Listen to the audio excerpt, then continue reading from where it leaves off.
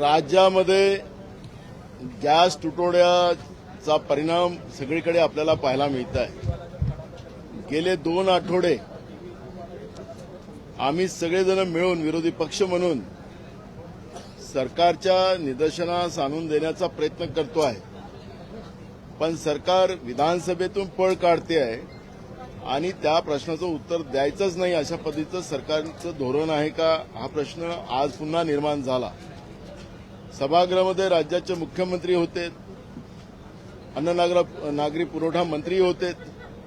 काल विधानसभा अध्यक्षांनी सरकारला सूचना देऊन सुद्धा की संध्याकाळपर्यंत निवेदन करा, राज्यामध्ये मोठ्या प्रमाणात वसतिगृहामध्ये राहणारे मुलं मुली, गरिबांचे, मध्यमवर्गीयांचे, बहुजनांचे, त्या मुला मुलींना जेवायला मिळत नाही, हॉस्टेलवाल्यांनी त्यांना बाहेर काढलं।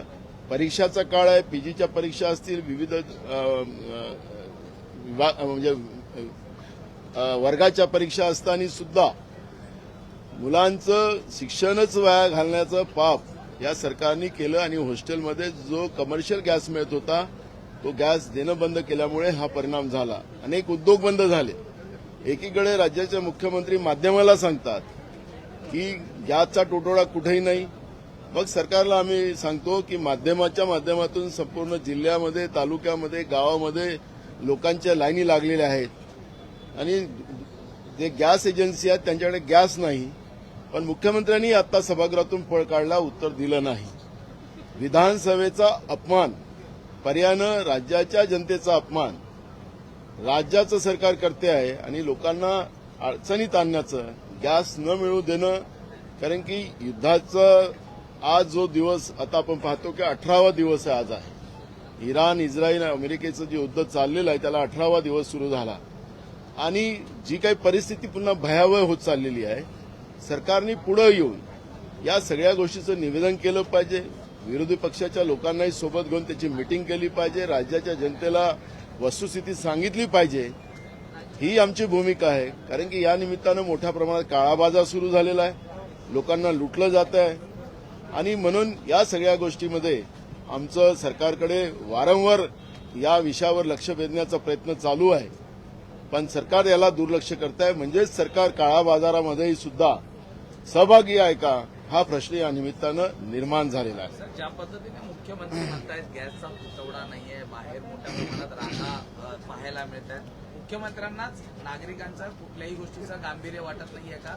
कमर्शियल गॅस बंद आहे तरी सुद्धा मुख्यमंत्री म्हणतायत की गॅस पुरवठा सुरळीत सुरू आहे। नागरिकांना गॅस जवळपास 25 दिवसानंतर मिळतोय तरी सुद्धा मुख्यमंत्री म्हणतात गॅस पुरवठा सुरळीत होत आहे। नेमकी वस्तुस्थिती काय? अनेक रेस्टॉरंट्स, हॉटेल्स बंद पडलेले।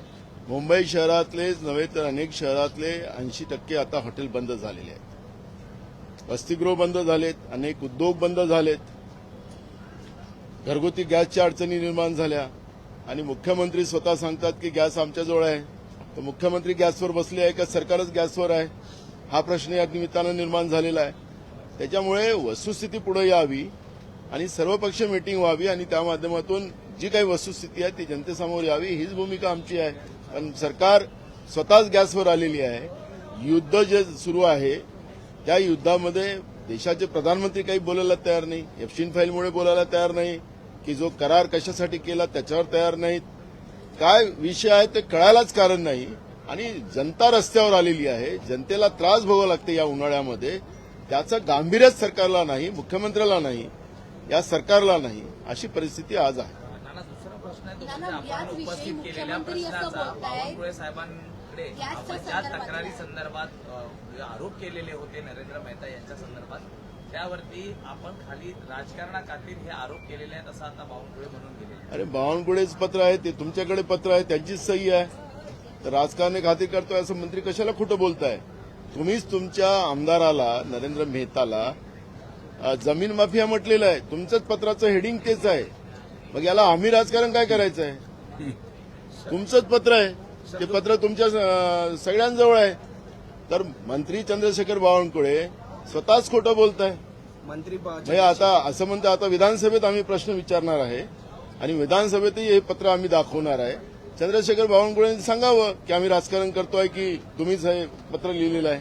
गॅसच्या संदर्भात ते असं मुख्यमंत्री म्हटले बोलताय की की नाना जर विधिमंडळात विरोधक जी प्रश्न जनता आहे केले तर त्यांना आम्ही विधिमंडळात त्याला उत्तर देऊ. प्रश्न घेऊ दे ना. आज विचारणारच आहे आम्ही विचारणार, उत्तर देऊ द्या ना. गॅसवरून मुख्यमंत्री बोलताय की विरोधक नागरिकांना संभ्रमात टाकण्याचा प्रयत्न करतायत, कारण का रांगा लागाव्या गॅस सेंटर बाहेर यासाठी विरोधक प्रयत्न करतायत आणि पूर्ण तो गेम आहे त्यांनी ब्लेम जो आहे तो तुमच्यावर फिरवला आहे. मला त्यांना तर कसं आहे की आज 12 वर्ष ते सत्तेत आहे, देशातली सरकार आहे, हे राज्यात मुख्यमंत्री आहे, त्यांना आताही नेहरूजी आठवतात, त्यांना आताही इंदिरा गांधी आठवतं.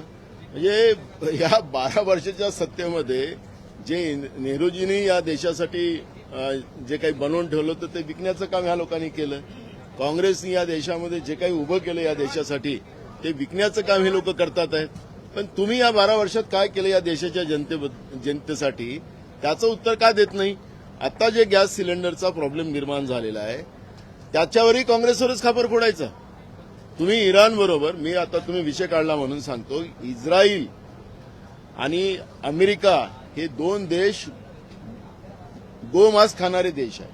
त्यांच्या रोजच्या जेवणात गोमांस लागतं. त्याच्यामुळे नरेंद्र मोदींनी त्या देशाशी दोस्ती केली. इराण आमचा परंपरागत देश, आमचा मित्र असताना जे कधी डॉलरच्या याच्यावर पैसे त्यांनी आम्हाला, डॉलरवर आम्हाला त्यांनी तेल दिलं नाही, आमच्या रुपयाच्या आधारावर दिलं, आमच्या धान्याच्या आधारावर दिलं. आमचा देश जेव्हा जेव्हा अडचणीत आला तेव्हा तेव्हा इराणी आम्हाला मदत केली. त्या देशाच्या विरोधात जाऊन जे गोमांस खाणारे जे देश आहेत, ज्याला आपला देश मोठ्या प्रमाणात बीप निर्यात करतं, त्या इस्रायल बरोबर त्या अमेरिकेबरोबर दोस्ती केली. आणि म्हणून आम्हाला या पद्धतीचा आरोप लावण्यापेक्षा मुख्यमंत्र्यांनी आताच, त्यांना संधी होती सभागृहात, त्यांनी उत्तर द्यायला पाहिजे होतं. का पळ काढला? त्याचं उत्तर का देत नाही?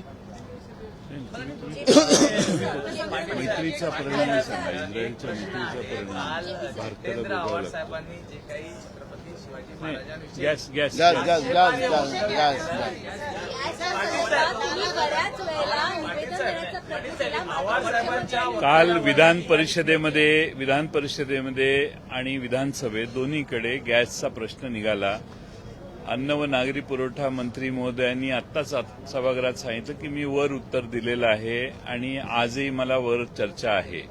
याचा अर्थ अध्यक्षांनी आदेश देऊन देखील विधानसभेमध्ये गॅसच्या परिस्थितीची माहिती देण्याची तयारी सरकारची नाही, असा त्याचा अर्थ होतो. गॅसची किती दुरावस्था झालेली आहे हे नाना पटोलेजींनी सांगितलेलं आहे आणि म्हणून गॅसचा प्रश्न हाताळण्यात राज्य सरकारला आणि केंद्र सरकारला पूर्ण अपयश आलेलं आहे. आणि त्यामुळं या राज्यातल्या जनतेला राज्य सरकारने विश्वासात घ्यावं, पर्यायाने सर्व पक्षांना विश्वासात घ्यावं आणि हा गॅसचा प्रश्न कसा सरकार हाताळू इच्छितं हे सांगावं, हाच आमचा विधानसभेत चर्चा करण्याचा उद्देश होता. त्यामुळं गॅस अपुरा आहे आणि सर्व ठिकाणी आता जवळपास कमी झालेला आहे आणि म्हणून लोक रांगाच्या रांगा लागत आहेत गॅससाठी आणि गॅससाठी रांगा लागणं ही काही चांगली परिस्थिती नाही. आणि त्यामुळे महाराष्ट्र सरकारने, मुख्यमंत्र्यांनी यात खरं लक्ष आतापर्यंत घातलं पाहिजे होतं, पण सरकारची या प्रश्नावर बोलायची तयारी नाही. दुर्दैव असं आहे की सरकार विरोधकांच्यावरच खापर फोडतंय, पण गॅस नाही ही वस्तुस्थिती.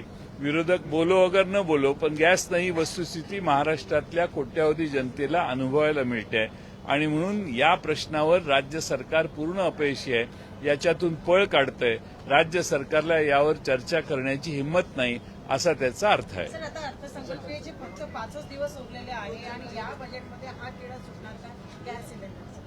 गॅस सिलेंडरचा तिढा हा काही धोरणात्मक निर्णय घेऊन सोडवण्याची जबाबदारी सरकारची आहे. सरकार त्याबाबत काही करू इच्छित नाही. केंद्र सरकार आणि डबल इंजिन ज्याला म्हटलं जातं ते केंद्र सरकार ही 2 फक्त बोटी तिकडनं निघाल्या ह्याचा आनंद देशभर मनवण्याचं चाललेलं आहे, पण कितीतरी बोटी आपल्याला रोज लागतात आणि त्यामुळं आपली दुसऱ्या देशांची झालेली मैत्रीचा हा भारतानं भोगलेला परिणाम आहे असं मला वाटतं. सगळ्या इराण देशाशी आपली फार चांगली मैत्री होती. आज तो इराण त्या समुद्रधुनीच्या मधून कुठलीही बोट येण्यासाठी, होर्मुझ समुद्रधुनीच्या मधून कुठलीही बोट येण्यासाठी मज्जाव करतंय, हे दुर्दैवाने आपल्या भारताच्या भोगाला आलेलं आहे. याचा परिणाम आपल्या चुकीचं परराष्ट्र धोरण असल्यामुळे झाला का, हाही महाराष्ट्रातल्या जनतेनं विचार केला पाहिजे. पाटील साहेब, आव्हाडांच्या निलंबनाची मागणी चला, धन्यवाद. धन्यवाद.